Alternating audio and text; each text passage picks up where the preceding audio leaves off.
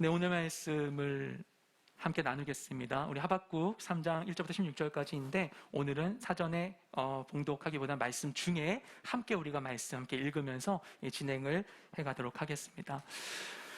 몇 년 전에 저희 아버지께서 아마도 마지막 암수술이었던 것 같아요. 마지막 암수술을 마치시고 퇴원하시는 날 저하고 아내가 함께 가서 퇴원 수속을 도와드렸었어요. 그때가 제 기억으로는 아마도 4번째 암수술을 하셨던 때였던 것 같습니다. 네, 수술을 잘 마치고 아버지께서 이제 퇴원을 하실 수 있게 되면 기뻐해야 하잖아요. 기분이 좋아야 하는데, 근데 그날따라 저의 마음은 굉장히 복잡했습니다. 저희 아버지 굉장히 의지가 강한 분이셨거든요. 예전에 나눈 바 있었지만 처음 식도암 수술 받으러 갈 때는 가족들한테 오지 말라고, 귀찮게 오지 말라고 본인이 운전해서 가셔가지고 수속하시고 본인이 수술 받으러 혼자 가셨던 그런 분이셨어요. 굉장히 의지가 강한 분이셨습니다. 그러다 보니 저희 아버지께서 오랜 시간 동안 또 복음도 받아들이지를 않으셨어요. 그런데 그랬던 아버지께서 이제 수술을 앞두고서 수술실 가기 전에 아들이 기도해드리겠다고 하면은 순순히 아들의 기도를 받아들이시는 거예요. 이게 너무나 놀라운 일들이었어요, 그때. 그래서 이제 아버지의 마음이 열렸나 보다, 너무 감사하다라고 하고 기도하면서 이제 수술이 진행되는 걸 기다리다가 끝나고 나서 회복실에 깨셨다라는 소식을 듣고 회복실 가면 아버지는 원래 모습으로 돌아와 계셨어요. 너무 감사하죠. 이상하게도 회복이 너무나 늘 빠르셨어요. 잘 회복하시는 거예요. 이미 보통 사람의 체력이 아니셨어요. 저희 아버지가 꽤 예전에 교통사고를 당하셔서 장애인의 몸이신데도 불구하고 수술할 때마다 빠르게 회복이 되시는 거예요. 너무나 감사한 일인데, 그러다 보니까 수술 마치면 언제 그랬냐는 듯이 그 연약했던 아버지가, 겸손했던 아버지가 본래 강한 모습으로 돌아와 계신 것입니다. 그래서 마음이 복잡했어요. 뭐가 좋은 것인가? 대체 뭐가 좋은 것인가? 그날도 마찬가지였어요. 저희 아버지께서 그때 수술하신 다음에는 급기야 이제 마지막에 폐암과 두경부암이었었는데 이 목에 구멍을 뚫으셨어요. 그래서 이제 주기적으로 석션으로 가래를 뽑으셔야 했는데 병원에서 나가라고 한 것도 아니에요. 병원에서 좀 더 보자고 하셨는데도 불구하고 아버지는 너무나 병원을 나가고 싶으신 거예요. 석션하는 기계를 집에 두고서 집에서 스스로 이걸 뽑으시겠다고, 나가겠다고 하시는 거예요. 그래서 너무나 걱정이 되고, 그래서 그날 아버지를 모시러 가는데 기분이 썩 좋지가 않았어요. 근데 이제 아버지 짐을 정리하고 하고 있는 중에 저희 아버지 병상 옆에 계신 분이 계셨는데 그 아저씨가 한 책을 읽고 계시는 거예요. 책의 제목이 무엇인가 하면은 이런 거였어요. 아시는지 모르겠습니다. 당신은 죽어요, 그런데 안 죽어요 라고 하는 한때 기독교 스테디셀러였어요. 안희숙 사모님의 간증인데요. 그 책을 읽고 계시는 거예요. 저희 아내가 그 책을 알아보고는 그 아저씨에게 아는 척을 했어요. 아저씨 교회 다니세요? 저도 그 책 읽어봤어요. 얘기를 하니까 그 아저씨가 너무나 반가워하시면서 그 책에 대한 소감을 막 말씀을 해주시는 거예요. 그러다가 그 아저씨가 이런 얘기를 하셨어요. 대뜸 우린 결국 다 죽어요, 이 육신은 아무것도 아니에요, 이렇게 얘기를 하시는 거예요. 그러니까 저희 아내가 바로 맞장구 치면서 대답을 했어요. 그러게요, 저희 아버님도 영생의 기쁨을 누리셔야 하는데, 이렇게 얘기하는 거예요. 그러니까 두 사람이 대화를 하지만 저희 아버지 들으라고 얘기하고 있는 거죠. 그래서 별로 미리 얘기한 것도 아닌데 그냥 처음 얘기하는데 티키타카가 그렇게 잘 맞았어요. 막 얘기를 하고 있는데, 그러니까 아저씨가 얘기 나누니까 너무 좋으셔서 평상시에 저희 아버지 모습 보면서 또 아버지께 오는 저희 어머니 교회 다니시는 게 딱 보일 거 아니에요. 보면서 뭔가 이게 말씀을 해주고 싶으셨나 봐요. 그래가지고 막 본인의 간증을 하시는 거예요. 본인 과거에 색소폰 연주자셨는데 연주자로 활동하시면서 너무나 많은 죄를 지으셨대요. 그래서 후두암에 걸린 상태에 병원에 입원하신 상태였는데, 나는 지금 하나님께서 너무 죄를 지어서 벌 주셔서 이렇게 있다라고 말씀하시는 거예요. 여러분, 이 말씀의 내용만 들으면 좀 거부감이 드실 수도 있습니다. 좀 극단적인 생각이 들잖아요. 하나님 사랑의 하나님이신데 꼭 그렇게 벌을 주셔야만 하나? 하나님 그렇게 나에게 역사하시나? 라고 생각할 수 있잖아요. 그런데 그 말씀을 그 아저씨가 전해주실 때 참 신기하게 그 말씀을 하시면서 말씀에 흔들림이 없고 오히려 그 말씀을 하시는데 기뻐하고 평안해 보이시는 거예요. 절망감이나 이 마음의 그늘이 느껴지지가 않는 거예요. 그러니까 내 병이 뭐 하나님의 심판이 있을 수도 있고 아닐 수도 있겠죠. 근데 이 병이 하나님의 심판일지라도 내 삶의 주인이 하나님이심을 믿고 이 고난에도 다 의미가 있음을 믿고 하나님의 통치와 그분의 공의를 찬양하시는 거예요. 그래서 내가 지금 아프지만 이렇게 해서 하나님의 뜻을 알게 됨으로 인하여서 기뻐하여서 간증을 우리에게 전해주시는 거였어요. 여러분, 색소폰 연주자가 후두암에 걸렸다는 것은 원래 하려던 일을 하고 있었던 일을 못하게 된다는 거잖아요. 근데 자신의 이 지난 인생의 사망 선고와도 같은 이 인생의 한계점 가운데에서 스스로는 극복할 수 없는 자신의 유한함을 경험하면서 그 자리에서 하나님의 영원하심을 깨닫고 그 기쁨을 놓지 않으시는 거예요. 그래서 그 짧은 대화를 마치고 아버지를 모시고 나오는데 참 많은 생각이 들었습니다. 하나님께서는 정말 다양한 방식으로 우리가 하나님을 알게 하시는구나 라는 생각이 들었어요. 그러다 보니까 저희 아버지에 대해서도 제가 뭔가 믿음이 생기는 거예요.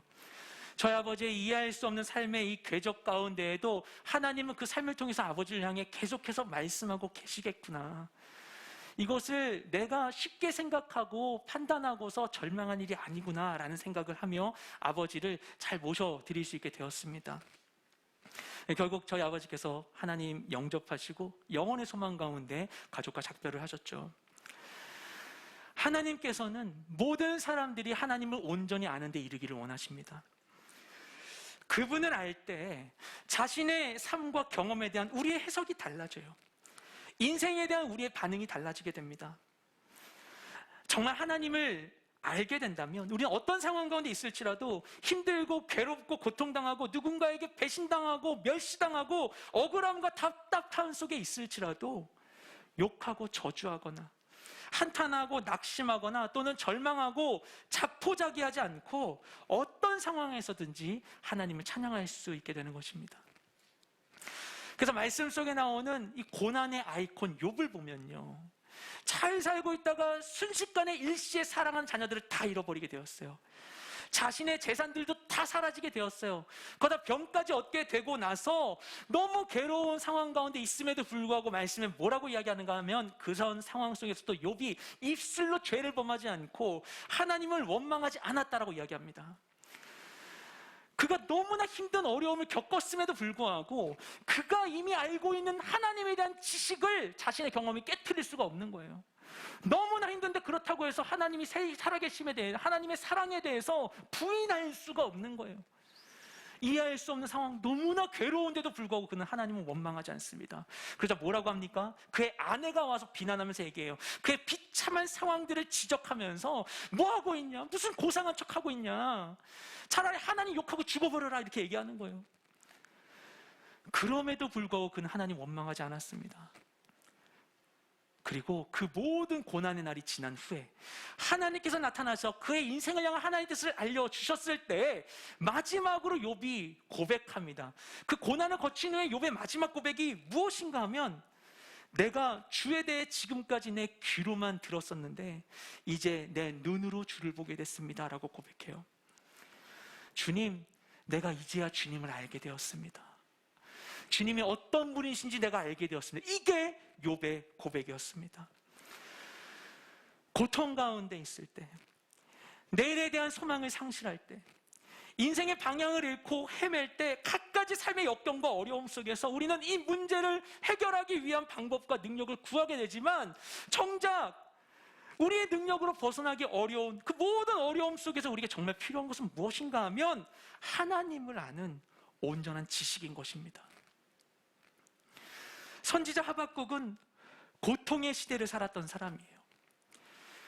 사울왕이 처음으로 통일 왕국을 다스린 때로부터 남유다가 멸망할 때까지 약 500년 가까운 이 이스라엘 왕정사 가운데에서 가장 참혹했던 시기가 바로 피할 수 없는 멸망을 늘 목도하며 살아야만 했었던 이 하박국의 시대였습니다. 나라는 이미 망했는데, 망한 게 다 보이는데 아직도 언제 폭삭 망할지를 기다리고 있는, 건물이 다 무너질 것 같아서 언제 기둥이 부서질지도 모르는 상황 가운데 위태롭게 건물 밑에 있는 것처럼 있는 시대가 바로 하박국의 시대였어요. 그 시대 가운데 태어난 하박국은 얼마나 자신의 인생이 저주스러웠겠어요. 그래서 그는 도저히 이해하고 받아들일 수 없는 자신의 인생의 문제에 대해서, 시대의 고통에 대해서 하나님께 절박한 심정으로 간절하게 질문합니다. 주님, 저는 왜 이 시대에 태어나야만 했습니까? 주님, 왜 내 삶 가운데 제대로 되는 일이 없습니까?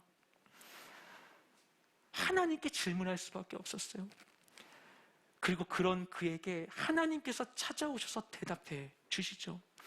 근데 그가 듣게 된 그 하나님의 말씀, 그분의 계획과 생각은 한 인간으로서는 도무지 이해할 수 없고 감당할 수 없는 놀라운 일이었습니다. 그것이 하나님이 대답을 해주긴 해주셨는데 하박국이 원래 기대한 그런 성질의 대답이 아니었어요. 하박국이 본래 원한 것과는 매우 거리가 있는 이야기였습니다. 그가 열심히 전심으로 하나님께 나아가서 질문하고 기도했는데 결국 그가 얻은 것은 그가 원하던 것이 아니었어요.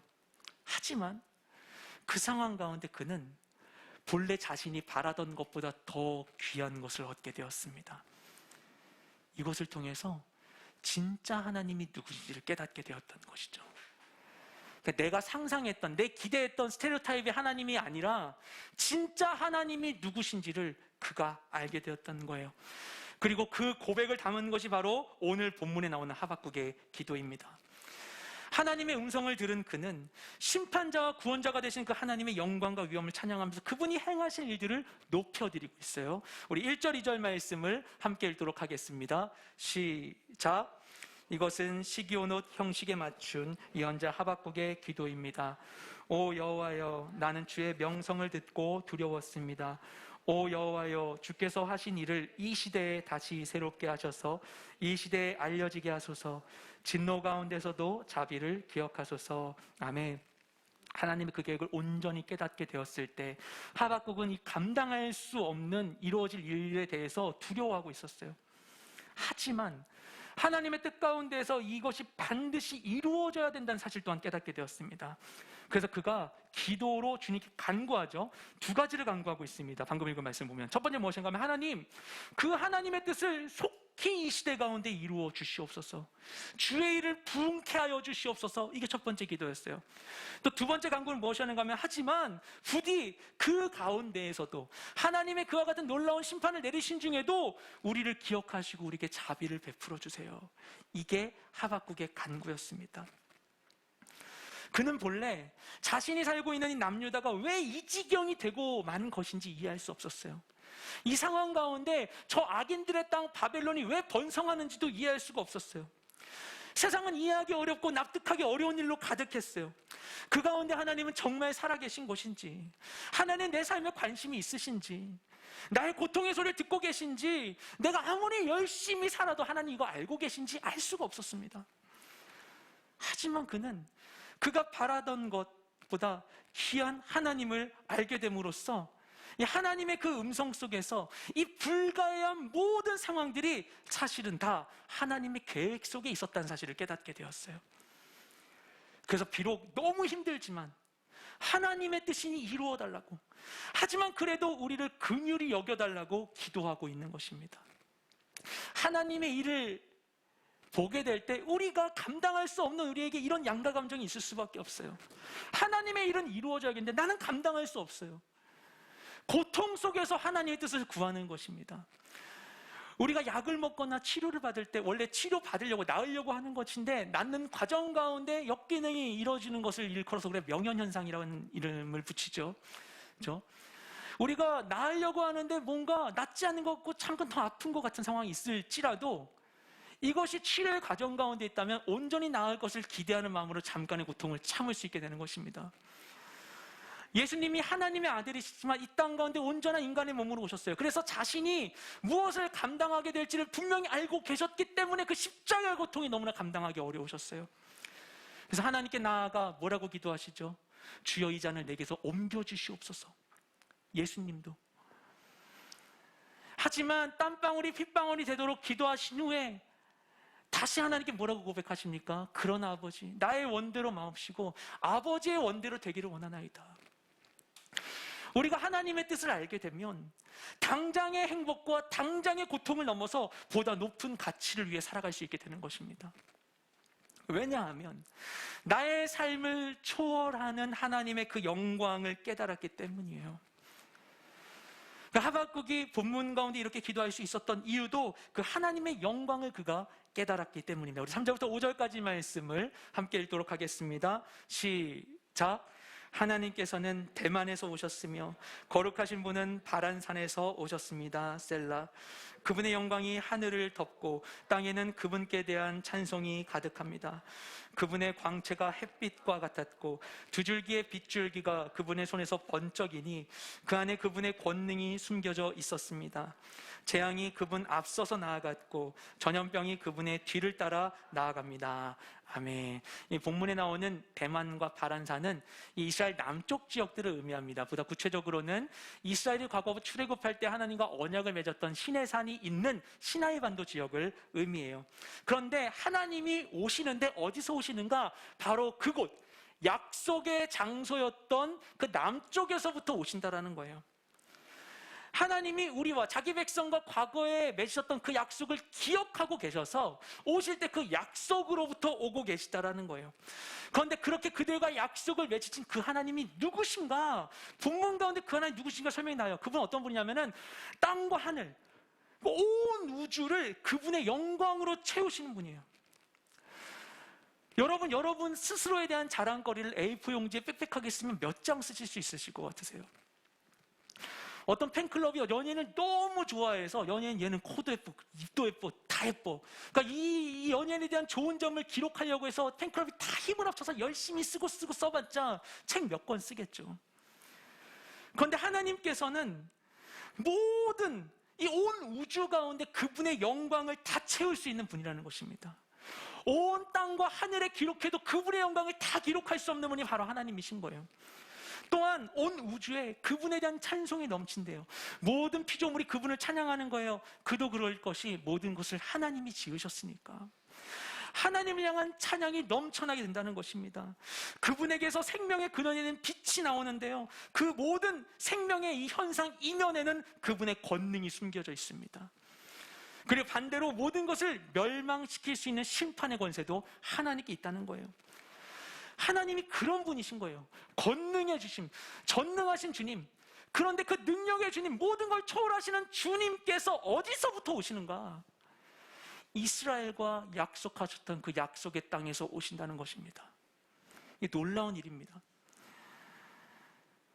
능력의 하나님께서, 모든 어떤 것에도 지배받지 않는 하나님께서 유일하게 자신을 제한하신 것이 바로 자기 백성과의 약속인 거예요. 하나님 모든 것을 하실 수 있죠. 모든 법칙을 지배하는 분이에요. 자연의 모든 법칙이 다 그분의 뜻 가운데 있습니다. 만유인력의 법칙이나 연력학 법칙이 다 하나님의 뜻 가운데 있는 거예요. 그 모든 질서를 만드신 분이 말씀으로 인간과 약속을 맺으시고 그 약속에 따라 살아가시는 거예요. 그 약속에 종속되어 살아가시는 거예요. 잘못했으면 그냥 죽이면 되는 것을 약속으로 인하여 사랑으로 돌보시는 거예요. 온 우주를 다스린 하나님이 그 작은 인생을 돌보시는 것입니다. 그리고 그분이 그리하여 이 땅 가운데 임하실 때 어떤 일이 일어나는가? 우리 6절부터 11절까지 말씀을 함께 읽겠습니다. 시작. 그분께서 멈춰 땅을 측량하시며 그분께서 바라보니 나라들이 떱니다. 영원히 변치 않는 산들이 무너지고 오랜 세월을 거친 언덕들이 무너져 버립니다. 그분께서 하시는 일들만이 영원합니다. 내가 곤경에 처한 구산의 천막들을 보았고 미디안 땅의 휘장들이 떨고 있는 것을 보았습니다. 주께서 주의 말들을 타시고 주의 승리의 전차를 타시니 오 여호와여, 주께서 시내들에게 화를 내셨습니까? 아니면 강들에게 진노하신 것입니까? 그것도 아니면 바다에 분노하신 것입니까? 주께서 활을 꺼내서 많은 화살들을 시위에 놓고 당기셨습니다. 셀라.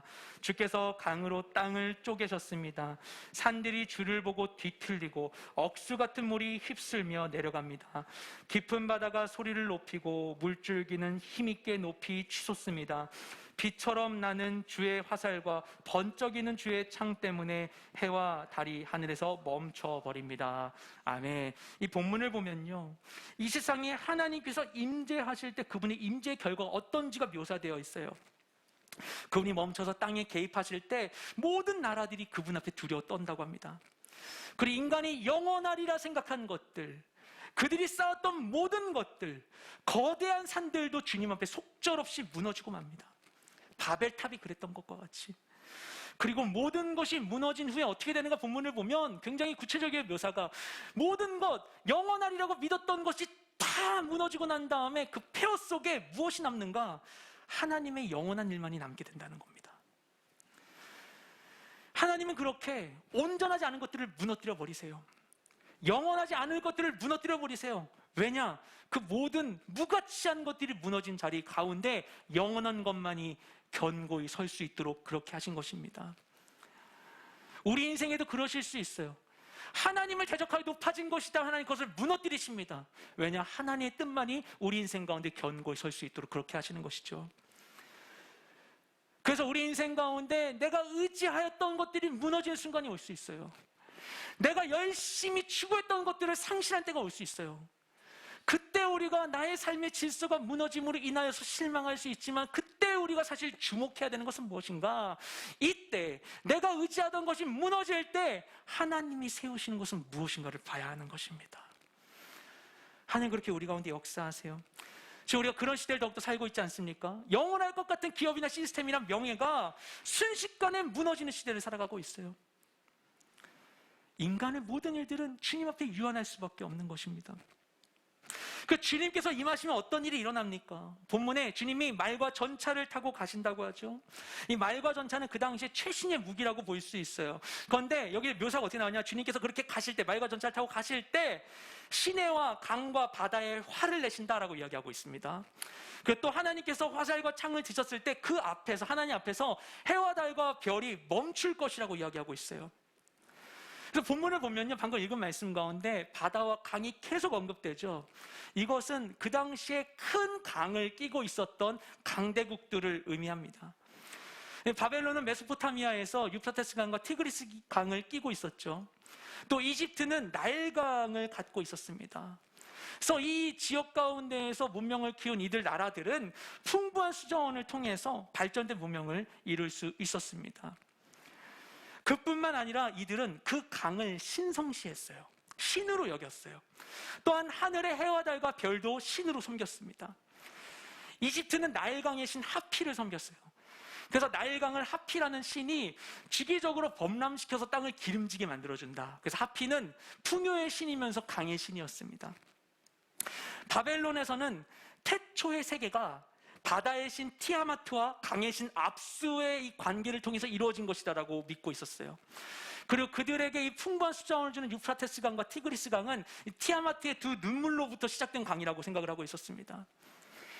하지만 성경은 하나님께서 천지를 창조하실 때 둘째 날에 하늘 위의 물과 하늘 아래의 물을 나누셨고, 셋째 날에 이 물을 모으셔서 육지와 바다를 구분하셨고, 다섯째 날에 물 가운데 물에서 사는 생물들이 나오게 하셨다라고 기록하고 있습니다.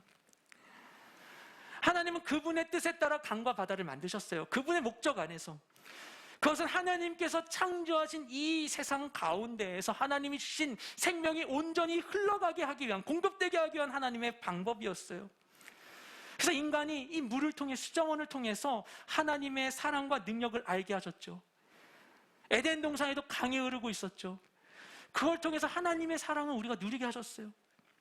그런데 인간이 하나님이 주신 그 복을 주신 하나님보다 높이고 우상화해서 자신의 능력인 양 자랑하고 있는 것입니다. 그리고 이런 일들은 우리의 삶 가운데 너무나 흔하게 반복되죠. 하나님 그분이 아니라 그분이 주신 것에만, 그분 손에 들려있는 것에만 관심을 갖는 거예요. 당장에 내가 얻을 수 있는 것에만 모든 에너지를 집중하는 거예요. 은혜를 경험하고도 그 은혜로 감사하지 못하고 하나님의 능력과 은혜를 사유화하려 하는 것입니다. 그럴 때 오히려 그 은혜가 저주가 될 수 있어요. 하나님 부어주심으로 인하여 하나님을 잊어버리게 된다면 큰 은혜가 오히려 큰 상실이 될 수 있는 것입니다. 이집트와 바벨론에게 있어서 그들의 그 큰 강이 마치 그와 같았던 것이죠. 그들은 자신들의 수자원을 자랑하고 그것을 하나님보다 높이 여기고 있었습니다. 그래서 하나님께서는 그 강과 바다에 분노하시며 그 모든 능력을 무력하게 만들겠다고 말씀하고 계시는 것이에요. 정말 하나님께서는 그 말씀에서와 같이 홍해를 가르시고 요단강을 멈추셨죠. 이스라엘이 가나안을 정복할 때는 아모리인과의 전투 가운데 여호수아가 하나님께 기도하고 선포했을 때 해와 달이 멈추는 사건이 발생했었습니다. 능력의 하나님께서 이 땅에 임하실 때 이곳 가운데 크고 놀라운 일이 이루어지는 것입니다.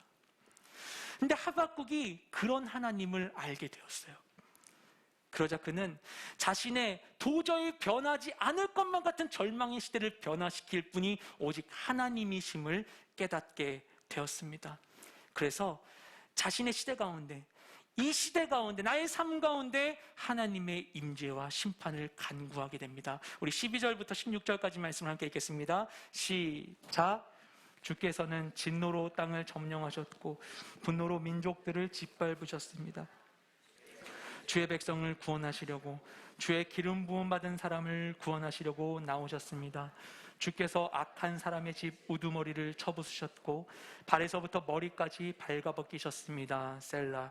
그들이 몰래 숨어있는 비참한 우리를 삼키려고 입을 벌리고 우리를 흩어버리려고 폭풍처럼 밀려올 때 주께서 그들 용사의 우두머리를 주의 화살로 꿰뚫으셨습니다. 주께서는 말을 타시고 바다를 짓밟으시고 물을 크게 휘저으십니다. 그 소리를 듣고 내 뱃속이 뒤틀립니다. 그 소리에 내 입술이 떨립니다. 내 뼈가 썩어 들어가고 내 다리가 후들거립니다. 그러나 나는 우리를 침략하려고 오는 백성들에게 닥칠 재앙이 나를 조용히 기다릴 것입니다. 아멘. 하나님께서는 능력으로 이 땅 가운데 임하셔서 온 땅을 점령하시고 민족들을 심판하셨어요. 그리고 그렇게 하실 거라는 거예요. 세상 가운데 강한 것들을 점령하고 다스리셨어요. 높아져 있는 것들을 무너뜨리셨어요. 근데 그 이유가 무엇인가? 그 이유가 13절에 설명되어 있죠. 왜 하나님이 굳이 강한 이들을 무너뜨린다고 하시는 것인가? 왜냐하면 주의 백성들을 구원하기 위해서, 주님께서 기름 부은 자들을 구원하시기 위해서라고 이야기합니다. 여기서 기름 부은 자가 누구인가? 신약 가운데 요한 사도가 우리에게 이렇게 이야기하죠. 우리 요한일서 2장 20절과 27절 말씀을 함께 읽도록 하겠습니다. 시작. 너희는 거룩하신 자에게서 기름 부음을 받고 모든 것을 아느니라. 너희는 주께 받은 바 기름 부음이 너희 안에 거하나니 아무도 너희를 가르칠 필요가 없고 오직 그의 기름 부음이 모든 것을 너희에게 가르치며 또 참되고 거짓이 없으니 너희를 가르치신 그대로 주 안에 거하라. 아멘. 요한 사도님 말씀 가운데에서 예수를 그리스도로 신하고 있는 우리 모두가 다 주님께 기름 부음 받은 자들이라고 이야기하고 있는 것입니다. 성령님을 말미암지 않고는, 그분의 기름 부으심이 없이는 누구도 예수를 주라 신할 수 없는 거예요. 예수님을 주로 고백하며 그분이 십자가에서 나를 구원하셨음을 믿는다면 여러분에게 이미 그 기름 부음이 있는 것입니다. 근데 정말 감사한 것은 무엇인가 하면 하나님께서 자신이 친히 기름 부으신 자들을, 자신의 백성들을 결코 외면하지 않으신다는 거예요. 그분은 자신이 기름 부은 자들을 끝까지 지키십니다. 우리 시편 105편 15절 말씀 함께 읽도록 하겠습니다. 시작. 이르시기를 나의 기름 부은 자를 손대지 말며 나의 선지자들을 해하지 말라 하셨도다. 아멘. 이 말씀이 예수를 주로 신할 모든 자들 가운데 이 시간 임한 줄로 믿습니다. 하나님은 그분의 사람들을 돌보세요. 기름 부은 자들을 살피십니다. 14절에 묘사한 것처럼 우리의 대적들이 우리가 연약할 때 우리의 약함을 빌미로 하여서 우리를 착취하고 학대하고 삼켜먹으려고 입을 벌리고 있을지라도, 그 앞에서 우리가 아무것도 할 수 없고 대항할 수 없어 벌벌 떨며 두려워하고 있을지라도, 우리의 대적이 우리를 흩어버리려고 폭풍같이 휘몰아치며 나올지라도, 그래서 내 마음이 고통과 혼란 속에서 소용돌이치고 정신없이 흔들리고 있을지라도 하나님께서는 그 모든 환난과 고통과 압제와 궁핍 가운데에서 우리를 건지시고 보호해 주신다는 거예요. 원수가 아무리 자신들의 능력을 믿고 있고 그것을 의지하고 자랑하고 자신만만할지라도, 우리에겐 유프라테스 강이 있다, 우리에게는 나일 강이 있다 자랑하고 있을지라도 그들이 믿고 있는 모든 것을 순식간에 무너뜨리겠다고 약속하신 주님이신 것입니다. 이집트와 바벨론이 믿고 있는 바다를 짓밟고 강물을 휘저어버리신다는 거예요. 그 정말 하나님께서는 생명의 젖줄이었던 나일강을 피가 가득한 죽음의 강으로 만드셨고, 홍해를 갈라 그 바닷물로 그들이 자랑하는 전차들을 삼켜버리셨죠. 아무리 우리가 힘든 상황을 마주하고 이기기 어려운 시련을 감당할지라도 하나님 그 모든 대적의 능력보다 크고 강하신 분이심을 하박국이 찬양하고 있는 것입니다. 그 하나님께서 우리와 함께하고 계십니다. 어제 제가 집에서 노트북을 펼치고서 지금 이 설교문을 다듬고 있었는데요. 저희 아들이 집에서 하니까 제 옆에 와서 저를 막 방해하는 거예요. 제 무릎에 앉아가지고 막 화면을 못 보게 막더니 그 다음에는 옆에서 타이핑하고 있는 저의 손을 말도 없이 낚아채서 잡아 끄는 거예요. 막 따라오래요. 이렇게 얘기합니다. 아빠 이리 와봐 이러는 거예요. 그래서 제가 아빠 이것 좀 하고 이러니까 중요한 거 아니잖아 이래요. 그래서 제가 이거 중요해 아빠가 노는 걸로 보여? 얘기하니까 아들이 그래도 내가 더 중요하지 따라와봐 이러는 거예요. 그래가지고 아들 손을 잡고 가니까 바로 앞에 있는 냉장고 앞으로 저를 데리고 가요. 냉동실 문을 열래요. 여니까 그 안에 있는 쿠키 만들기 그 세트를 꺼내달라는 거예요. 그게 아빠 설교 준비보다 중요한 거예요. 저희 아들한테는요. 제가 아들에게 뭐라고 했겠어요? 야 아빠 바쁘댔지. 겨우 이런 것 때문에 아빠 귀찮게 할 거야? 야, 엄마한테 얘기해 라고 했겠습니까 제가? 눈동자가 커지셔가지고 제가 더 이어갈 수가 없었어요. 네. 아 용아가 하고 싶었구나. 아빠 꺼내줄게 하고 아들이 원하는 거 손에 들려준 다음에 제자리로 가게 되었어요. 하나님을 향한 우리의 기도도 이렇지 않겠습니까? 하나님 내 기도 좀 들어주세요. 주님 응답해 주세요 라고 기도하면 하나님 놀고 계십니까? 하나님이 나 하나님 많아. 나 우주를 다스리고 있어. 너 중력 없이 한번 살아볼래? 이렇게 하나님이 얘기하시겠어요 우리한테? 그런데 그 하나님께서 온 우주를 관장하시고 모든 것을 다스리고 알고 계심에도 불구하고 그분이 모든 것 가운데 자신의 능력을 뻗치고 계시는 걸 우리가 다 알고 있음에도 불구하고 그럼에도 우리는 하나님을 향해 기도할 수밖에 없어요. 하나님 그런데 내가 붙들 게 주님밖에 없어요. 내가 의지할 분이 주님밖에 없어요. 주님 도와주세요. 내 기도 들어주세요. 기도할 수밖에 없는 거예요. 그러면 하나님께서 바쁘시다고 우리의 기도를 외면하십니까? 하나님은 온 우주를 다스리시는 하나님은 우리의 기도를 들으시고 역사해 주십니다. 우리의 아픔을 아시고 우리를 위로해 주시는 분이세요. 그분에게 있어서는 태양의 빛을 내는 것만큼이나 이 한 영혼이 힘들어하는 일도 중요하신 거예요. 그리고 그런 일들을 통해서 우리는 하나님을 더욱 알게 됩니다. 하나님에 대한 우리의 경험과 지식이 축적되는 만큼 우리는 더 큰 믿음으로 그분의 뜻을 따라 이전과 다른 삶을 살 수 있게 되는 것이에요. 우리가 많은 일로 수고할지라도요, 정말 열심히 무언가를 하는데도 불구하고 그럼에도 불구하고 하나님을 알지 못하면 아무런 소용이 없습니다. 마르다가 예수님과 제자들을 집에 초대하고서 열심으로 섬겼죠. 열심히 일했죠. 근데 그 가운데에서 동생이 돕지 않는다고 분노하고 있는 그 마르다에게 예수님께서는 예수님 곁에 머물러 있는 마리아를 칭찬하십니다. 아무리 열심히 무언가를 해도 주님을 모를 수 있어요. 좋아하는 사람을 위해서 내가 정성껏 선물을 준비해서 그 사람에게 줬는데 그 사람이 누가 줬는지도 모르고 나한테 고맙다는 말 한마디 안 한다면 그 수고가 무슨 소용이 있습니까? 우리가 이 시간을 통해서 예배하고 기도하며 말씀을 하나님을 더욱 알지 못한다면 이 시간이야말로 너무나 허무한 거예요. 열심히 예배를 드리고도 열심히 무언가를 섬기고도 집에 가는 길이 허전하고 외로운 거예요. 은혜로운 주일을 보내고도 일상 속에서 지치고 힘들 때 무너져 버리는 거예요. 세상이 주는 만족에 대한 기대를 이기지 못하는 거예요. 바닥이 없는 고독과 허무로 그냥 추락하는 거예요. 하나님을 알지 못하면 그렇게 되는 것입니다. 하지만 하나님을 알아가면 그분을 알수록 우리의 삶에 변화가 생기게 돼요. 내 삶과 인생을 바라보는 시각이 달라집니다. 그래서 모든 것에 대한 의미가 달라지게 돼요. 하나님을 안다면 누군가를 아는 것만큼 인격적이고 관계적인 행위가 없습니다. 지난주 말씀 중에 하박국 2장 14절 말씀에 너무 유명한 말씀이죠. 하나님 원하신 게 무엇인가? 마치 물이 바다를 덮는 것과 같이 하나님을 아는 지식이 이 세상에 가득한 것이 하나님 원하시는 바라고 이야기했었는데 그 말씀 가운데 하나님 아는 것이라고 번역된 그 아는 것이라고 번역된 히브리어 단어가 야다라는 단어에서 파생한 단어입니다. 이 야다라는 단어는 어떤 단어인가 하면 부부가 부부간에 서로를 깊이 아는 마음과 육체를 다하여 서로를 아는 것을 일컬어서 야다라는 이야기를 해요. 하나님이 우리가 하나님을 안다고 할 때 그렇게 알기를 원한다고 말씀하시는 거예요. 우리 하나님을 깊이 알게 되길 원한다는 거예요. 피상적으로 대강하는 게 아니라 우리가 하나님을 온전히 알게 되기를 원하신다는 거예요.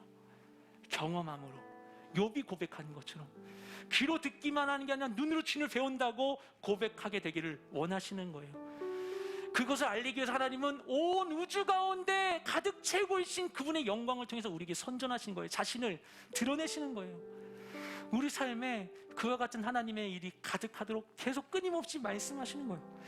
하나님 그렇게 우리가 그분을 알게 되길 원하세요. 마치 부부간에 그러한 것처럼 한 몸 같은 친밀한 관계를 우리가 주님과 누리게 되기를 원하신다는 것입니다. 그러면 우리는 가장 친한 친구에게 하듯이 나의 삶을 하나님께 고백하는 거예요. 우리 삶의 가장자리 가운데서 하나님의 얼굴을 구해야 되는 것입니다. 여러분의 인생 가운데 가장 어두웠던 때가 언제이신지 모르겠어요. 전 20대 초반에 정말 인생의 암흑기였거든요. 뭔가 열심히 하려고 하는데 정말 더 이상 앞으로 어떻게 발을 내디뎌야 할지 모르겠는 상황 가운데 있었어요. 제가 그때 교회에서 정말 최선을 다해 섬기고 있었거든요. 그럼 막 열심히 가는데 여기저기 찾아다니면서 전 선교 비전이 가득했었고 성령의 은사들도 막 체험을 했어요. 그런데도 불구하고 하나님 앞에서 너무나 이상하게 허전한 거예요. 채워지지 않는 무언가가 있는 거예요. 너무 갈망하는데 어떻게 해야 될지 모르겠는 거예요. 그 상황 가운데 제가 다니고 있는 교회 교육자분 한 분이 저한테 그런 얘기를 하셨어요. 형제님, 하나님 만나야 돼요 얘기를 하시는데 그 별거 아닌 말이 저에게 얼마나 잔인하게 들렸는지 몰라요.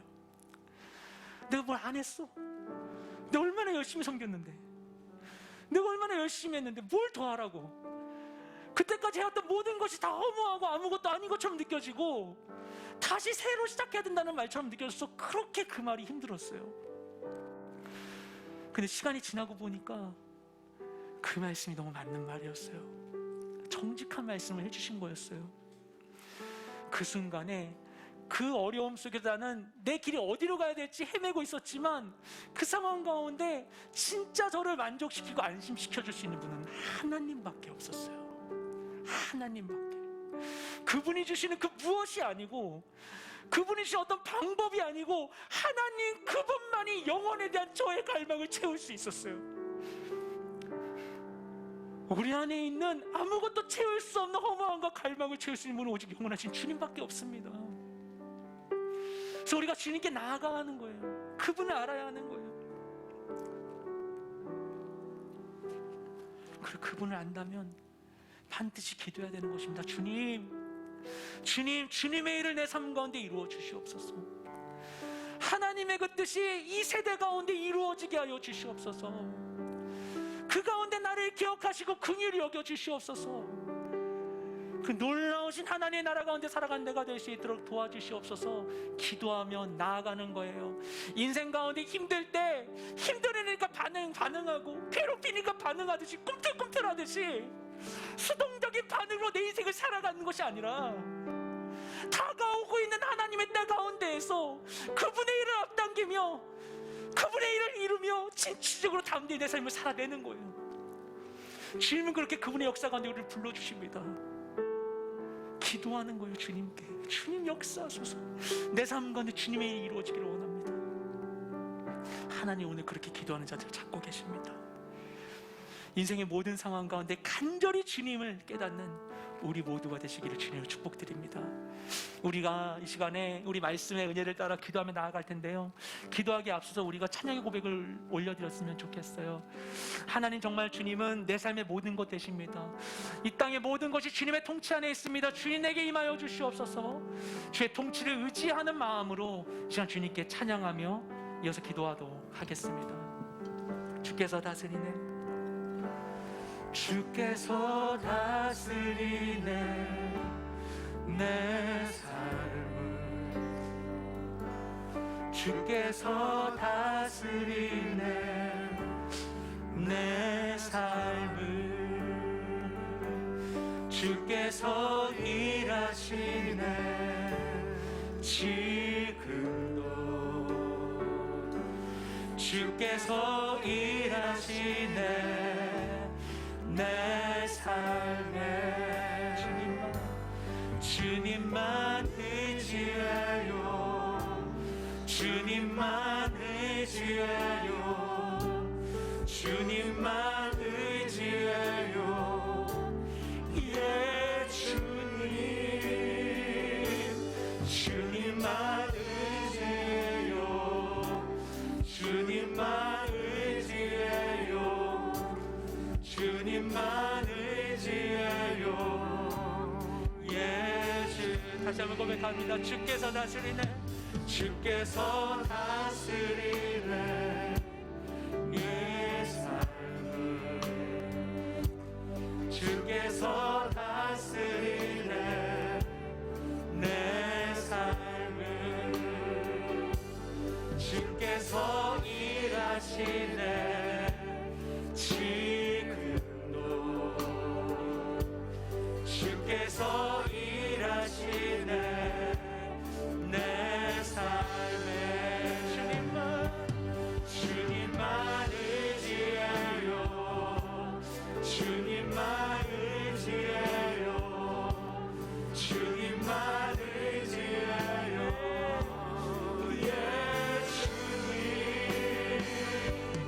주님만 의지하여 주님만 의지하여 주님만 의지하여 예수 주님만 의지하여 주님만 의지하여 주님만 의지하여 주님만 의지하여 주님만 의지하여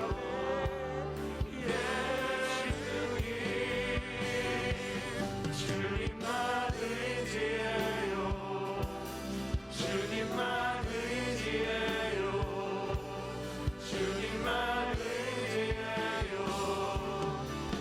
예수 주님만 예배요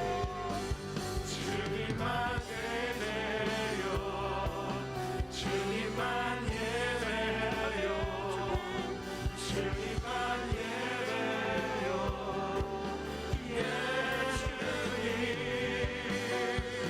주님만 예배요 주님만 예배요 주님만 예배요 예수 이 시간 우리의 찬양 고백과 같이 오늘 말씀 가운데 주님의 은혜를 따라 우리가 주님께 기도하며 나아가기 원합니다.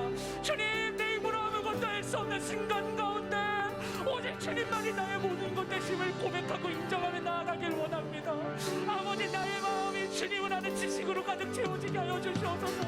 나의 생각과 나의 기대와 나의 경험이 아니라 세상의 생각과 법칙이 아니라 오직 주를 아는 지식이 나의 마음을 가득 채우게 하여 주셔서 그 믿음을 따라 가운데 이 세상을 경영하여 나아가는 내 모든 인생 되게 하여 주시옵소서. 주의 도심을 모시고 주님 앞에 우리 주여 영혼의 치료 기도하며 나아가겠습니다.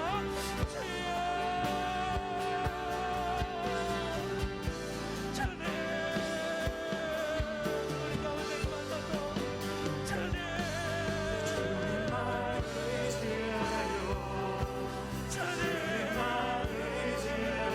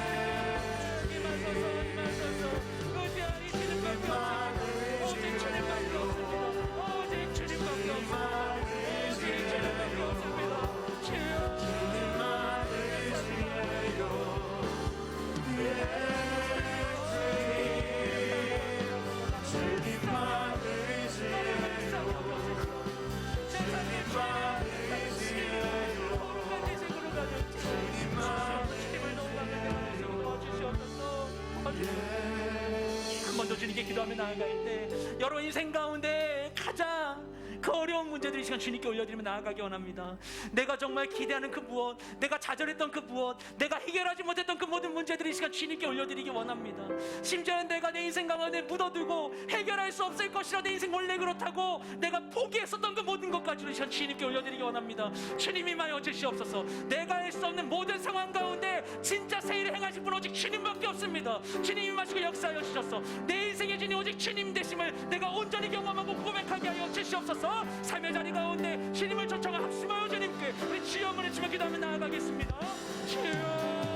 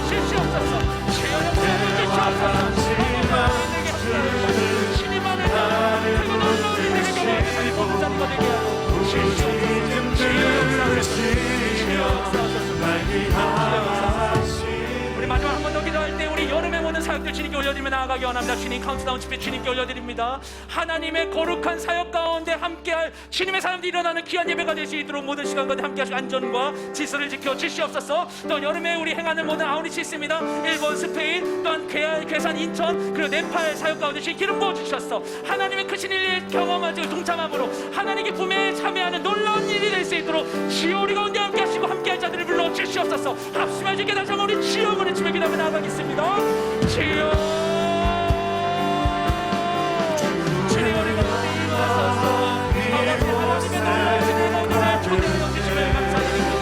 주의 나라를 위한 거룩한 부르심을 우리가 나아가기 원하오니 하나님의 사랑 가운데 기름 부어서 아버지 우리를 사용하여 주시옵소서. 아버지 이런 모든 가운데 말씀하시고 죄악의 종은 징벌하게 죄악을 거룩하게 하니 기름 부어주고 이런 능력과 모든 것을 복복하여 주시옵소서. 아버지 우리 생각들의 마음 가운데 아버지 마음을 허락하여 주시옵소서.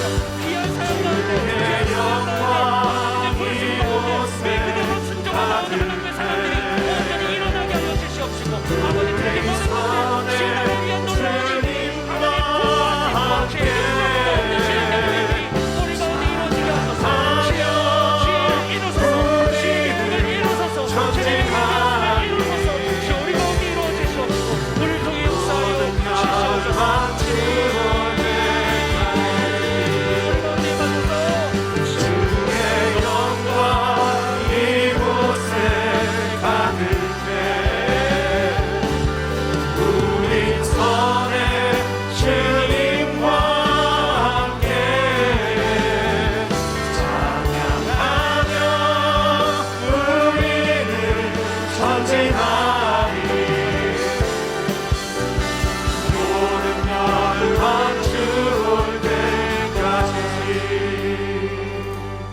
고마우신 주님 감사합니다.